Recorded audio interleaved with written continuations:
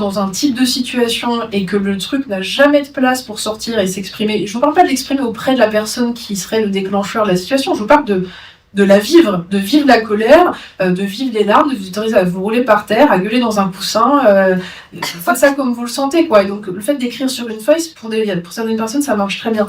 Une fois que vous avez déposé ça et que les émotions sont revenues à un niveau suffisant pour la discussion, c'est là où on passe à l'étape de la demande. Mais oui, si vous êtes en mode je vide mon sac, ça fait 30 ans que je suis saoulée par un truc, ça va être hyper compliqué. C'est pour ça que je pense qu'il y a certains sujets aussi, avant qu'ils puissent être abordés de manière sereine, il faut faire du ménage en fait.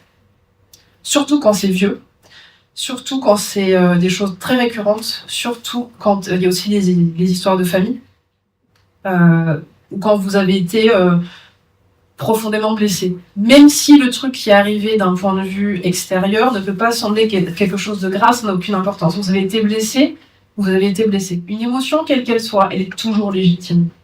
Toujours légitime. Elle fait juste son boulot, c'est pas la peine de lui en vouloir. Après, s'il se passe un truc comme ça et que vous ressentez ça, il y a une logique derrière. Ça veut pas dire que vous n'êtes pas normal ou qu'il y a un problème. Ça veut dire que entre ce petit truc-là et ça, il y a peut-être des morceaux que vous avez loupés. Et c'est peut-être ça qu'il est intéressant d'aller regarder.